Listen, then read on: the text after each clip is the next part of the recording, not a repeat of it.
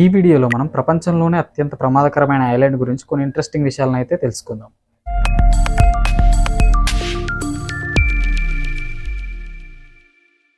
ఈ ఐలాండ్ పేరు వచ్చేసి క్యూమాడా గ్రాండీ ఐలాండ్. ఇది బ్రెజిల్ తీరంలోని అట్లాంటిక్ మహాసముద్రంలో ఉండే ఒక చిన్న ద్వీపం. ఈ ఐలాండ్ను సాధారణంగా స్నేక్ ఐలాండ్ అని పిలుస్తారు. ఇది పర్యాటకులకు పూర్తిగా నిషిద్ధం. ప్రభుత్వం కూడా అక్కడికి ఎవరు వెళ్ళకూడదని నిషేధం విధించింది. కారణం ఏంటి అంటే ఈ ద్వీపంలో మనకు కనిపించేది ఒకే ఒక్క జీవి. దాని పేరే గోల్డెన్ ల్యాన్స్ హెడ్ వైపర్ అనే ఒక విషసర్పం. దీని విషయం ఎంత పవర్ఫుల్ అంటే 1 మినిట్లో మనిషిని చంపగలదు. ఆ దీవిలో ఒక చదరపు మీటర్కు కనీసం 5 విషసర్పాలు ఉంటాయని శాస్త్రవేత్తల అంచనా.